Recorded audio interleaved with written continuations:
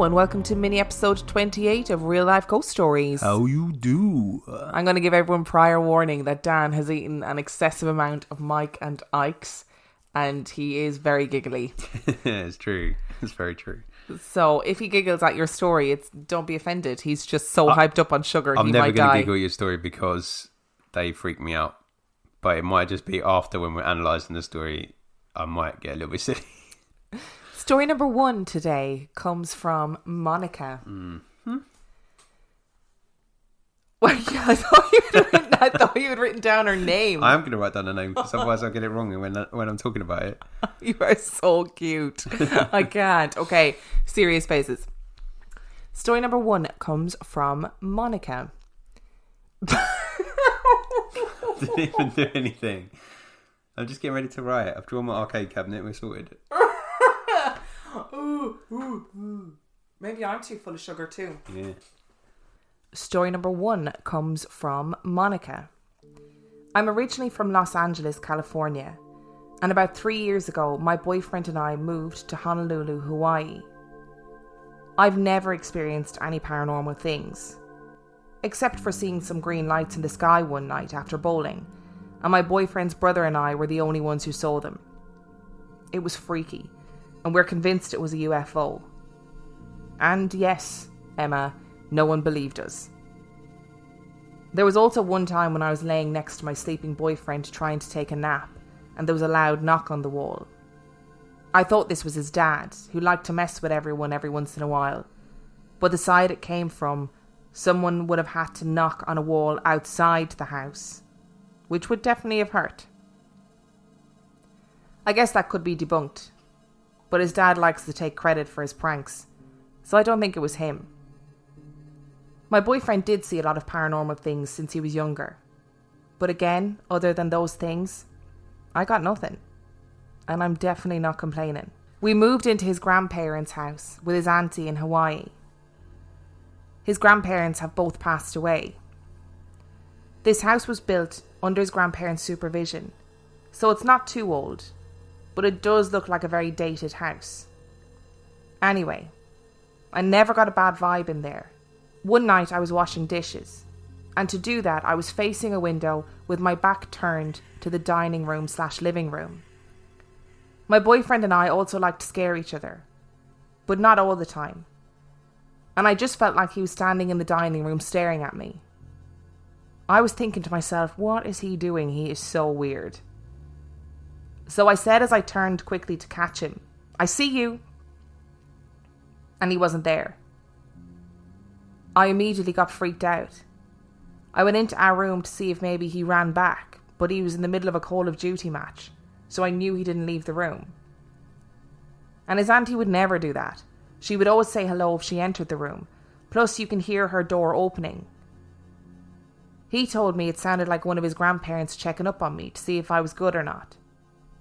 And since I was cleaning, they were okay with me being around. The second story is when we got into an argument and I decided to sleep on the couch. So I'm laying down with the lights still on, and again I can feel him staring at me, but almost like he was right above me. Again, I turn and say something like, "What? I don't want to talk." And I turn and he's not there again. It freaked me out, but I just said, "Hi Grandma or Grandpa, I'm sorry that we're fighting." And then the feeling completely went away. I haven't felt anything since. I feel like it helps that I talk to them. I thank them for letting me live here, and sometimes if I miss home and my own grandparents, I tell them, and it comforts me. The third story did not take place in my house, but right outside of it. It involves the night marches, which is a great topic for you guys to look into as well. But they are basically old Hawaiian guards who used to protect the king. When they were alive, if they were passing, you would hear drums, and you would have to bow and look away. I'm not entirely sure how accurate this is, but that is just what I've been told. But everyone has told us if you see or hear them, you should lay down, look away, because if you happen to make eye contact, you will die. So I was dead asleep, and nothing really wakes me up if I'm asleep. It was 3 a.m. and my boyfriend was still up watching TV with headphones. Windows closed, air conditioner on, and that's pretty loud. All of a sudden, I wake up and sit up. And my boyfriend does the same thing, but he takes his headphones out. We open up the window, and you can hear this loud drumming. It sounds like it's coming from the highway, which no one walks on, but it sounds like multiple people drumming. And we're staring out the window waiting to see them. As my boyfriend gets out of bed to go outside, it stops suddenly. Don't ask me why he has a death wish, but for some reason, we were really excited by what was happening. I feel like, and I'm sorry if I'm wrong, and this isn't you, Monica, but I feel like we've spoken about the night marches before. We definitely have. In another story, it wasn't Monica, but it was like many moons ago, we spoke about night marches in Hawaii. Yeah. But I also feel like I've had a conversation on Instagram, which is what I was talking about. Oh, sorry. I thought you meant in an episode. No. Oh, maybe. Yeah, but I think that's fascinating. Yeah, that's great, isn't it? Because that's like first people Hawaiian people as well, presumably, which is incredible. And I like the idea that you have to look away. That's creepy, but it gives the intensity to it. That kind of ancient lore is amazing. But then to have somebody who has actually heard it and experienced it and is able to say, no, that drumming is a real thing. Yeah. I would like to say as well that I love the grandparents judging her. Well, I feel like that house. Probably is what that is. Because you have that inbuilt feeling, don't you, as a human, where you know if somebody's watching you or if somebody's near you. Yeah. It's like a survival defense mechanism thing. And I really like that you're like, oh, I'm sorry, we're fighting. And they're like, okay. Yeah, we'll that's what makes me think that it is actually grandparents and not just a random spirit, because it seems too it just seems too like truthful in that when they were just standing when she was doing the dishes, just saw she was doing the dishes, moved on. Yeah, all is good. And it definitely wasn't her boyfriend, because if he was on a COD game, he's not getting up to check whether you're doing the washing up. Trust me. Also, I'd like to point out that she's seen the green lights. I've seen the green lights. Good lady. I'm not even entertaining that. Are you ready for story number 2? Never ready. Story number 2 comes from Lindsay, and Lindsay has sent in a couple of different stories, so buckle up. This was the most bizarre thing that ever happened to me. Growing up in my childhood home, weird things always happened. When I would wait for the bus, I would always see a man step out from the staircase, like he was also doing his morning routine. My family has heard footsteps upstairs when no one was there. But the weirdest thing that happened was when I was in high school. My room was on the first floor, and my brother's room was right across the hallway. It was a really small hallway, with our staircase on the end going to the second floor.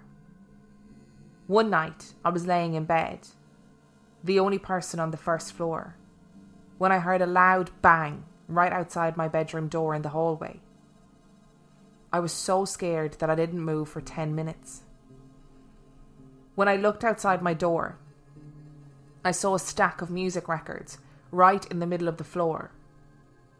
I have no idea how they got there, since they were originally stacked on the back of the staircase. Now, I know what you're thinking. They just fell down the staircase. But that's what I thought too at first. But they were all the way on the back of the staircase, and they ended up in the middle of the floor, neatly stacked. Yeah. They weren't scattered as if they fell. I also heard the loud bang when they hit the ground, and my dad heard it too from the second floor. I'm pretty sure this ghost is my grandpa. He built the house, and his ashes are still in the basement. In my college dorm room, one night, I was laying on my couch in the living room when I looked at the connecting door leading into my bedroom. It was half shut, and I saw 2 shadows of footprints walking on the other side of the door. It freaked me out because I was looking directly at the door when it happened. This wasn't out of the corner of my eye. I went into the room and nothing was there. I had other minor things happen there. The TV would turn on out of nowhere, and one day I was taking a nap when I felt someone behind me, and it woke me up right in time to go to school. My last story comes from my grandpa's house. This happened about 5 years ago when my grandmother passed away. I was sleeping in one of the back rooms. when I had this vivid dream that my grandmother was standing right behind me. She was reaching out for my shoulder, and right when she touched me, I woke up. This experience wasn't freaky, it was comforting. It was like she was saying goodbye. As a side note, my cousin had the exact same dream that night in my grandfather's house. That thing with the records is creepy as... And I don't feel like... Like, vinyl records take a lot of effort to stack on top of each other anyway. So there is no way that they're falling down a flight of stairs and then being stacked on top of each other. They just wouldn't do that. In my head, I'm seeing somebody lifting them up in a stack, standing outside your bedroom door, and then dropping them exactly outside of your door. Not them scattering, falling down the stairs. That's not what I'm saying. They would make so much more noise if they'd fallen from the top of the stairs. They would fall down the stairs. It would sound like something falling down the stairs. That is weird. Was your grandpa a music lover? Or was he saying, these are the records that annoy me, don't listen to them again, put them away? Oh, that's a good point. Maybe he's like, what is this shit? Yeah. Slam it on the ground. Yeah. I like this. I do love the stories about grandparents saying goodbye. Yeah. And, they make me really emotional. Oh.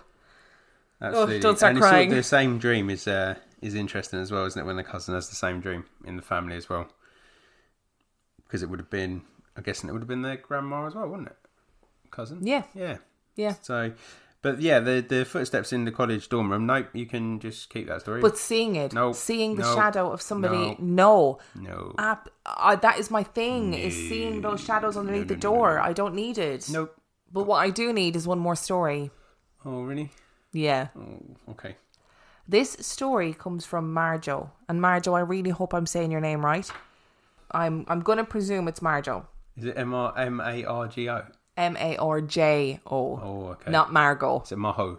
Oh, maybe it's Marjo. I don't know, but I'm sorry if I got your name wrong.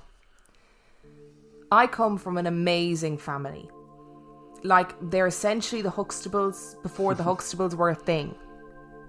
But my family is also full of sensitives and family ghost stories. This isn't one of those stories, but it is a story about family. My dad's mother died before I was born. From what I've been told, she was a smart, beautiful spitfire of a woman. My dad would tell me stories about her often as I was growing up. What he didn't do was show me pictures of her when I was really young, because her pictures were somewhere in my grandfather's house. I imagine losing her was too painful, so we didn't have pictures of her around the house. He had also remarried, so that might have been weird. Anyway, one particular night, my dad was telling me stories of her and I began to cry. I wanted to know this wonderful woman that was my grandmother, and I would never have the chance, and it hurt. Like, it really hurt. My dad soothed me the best he could and put me to bed. But this is where things get interesting. I slept through the night and woke up at around 5 a.m. before anyone else in the house. I was fully awake, and I saw a woman standing in front of the bathroom door that connected my room to my parents' room. Now, I kind of believe in ghosts, but I consider myself a scientist at heart. I stared back at the woman trying to figure out what I was looking at. She was wearing a white dress. Please don't ask me why it's always a white dress. Had a pinkish glow around her and had the most serene smile ever. She didn't even scare me. I was just confused. I did the only thing I could think to do. I smiled back at her. She slowly started to fade away, but I was looking at her for a good 20 seconds at least. The next morning, I told my dad and my mom what I had seen. Besides the pink aura, the other thing that stood out to me was that she looked a lot like my mother. Big eyes, high cheekbones, defined jawline. My dad first said I may have just been half asleep, and it was my mom. But I told him I was sure I was awake. Then he said, well, you may have seen a ghost. And that's when I freaked out. He told me not to worry and to go to school. We were going to Grandad's house later. Just so happens that when we got to my grandfather's house, he was pulling out a bunch of pictures of my grandmother from the attic and showed them to me. She was the woman I saw in my bedroom. It's a running joke about how much my mother looks like my dad's mom. They could almost be sisters. That was when I was around 8 or 9. Since then, my grandmother has always been very active in the family, along with other family members. When I was 21, my father passed away very suddenly, and I miss him every day. But I don't think he's completely gone. Again, while this was happening, my grandmother would literally speak to me. I got to say goodbye to my dad because of the strongest feeling that I had to tell him goodbye. This was before he ended up in the hospital. While he was hospitalised, I heard a woman's voice telling me to move forward, that I know was my grandmother. After my father died, doors opened on their own at my house, my mother's house, my aunt's house, and my dad's house, to the point that my boyfriend at the time and my brother's friend that was staying at my dad's house both made comments about the doors opening on their own. I'm sure it was my dad. It also happened for months after my father's passing. Fast forward to about 3 years ago, and after my cousin's wife had their first child, she confided in me that she kept having dreams with people she didn't know. They would always give her marriage advice and tell her how to handle her daughter's temper tantrums. Always loving and kind. Then she started to notice their daughter talking to someone that wasn't there. She also told me there was one woman that showed up in her dreams more often than most. It gave me the idea to show their daughter a picture of my grandmother. She was 3 at the time, and I asked her if she had ever seen the woman in the picture. Her answer was yes. I asked her if she was sure, and she literally rolled her eyes and looked at me like I was an idiot. Yes. In the midst of this, my cousin's wife walked into the room and gasped loudly. That's the woman who's been in my dreams. Since I was a child, my grandmother has been seen, heard and felt by 3 generations of my family, and my dad still pops in from time to time. That is a cool story. That is such a lovely story. I like the idea that such a spitfire of a woman, as she was described, still knocking around. Still checking giving out advice, making sure everybody's okay, hanging out with the new generation. I love that, because that is what you imagine these really gorgeous, gregarious women would want to do. That if they were alive, they would still be giving advice in people's ear, and they would still be telling people how to raise their children, and they would still be making sure everybody's okay. So why would they not do it through people's dreams? Absolutely. There is one part of this story though, Marjo, and I'm sorry. Children speaking to things that aren't there. No, just can't handle that. And just the insolence of rolling her eyes as if to say, you stupid person, obviously I've seen this woman. Yeah, love that. That is my kind of energy. Love it. Good stories. So if you enjoyed this week's stories and you think, hey, I want to send in my story, you can. Because you can send it to reallifeghost-stories-podcast@gmail.com. If you want to support us on Patreon, you can. Patreon.com/reallifeghost-stories, where for $5 a month or $2 a month, you get heaps of extra content. You can also go onto our website, reallifeghost-stories-podcast.com, to find all of the links to all of our social medias, our artwork, our merchandise, anything that you could possibly desire. Yes. And on that note, we shall see you next week. Bye.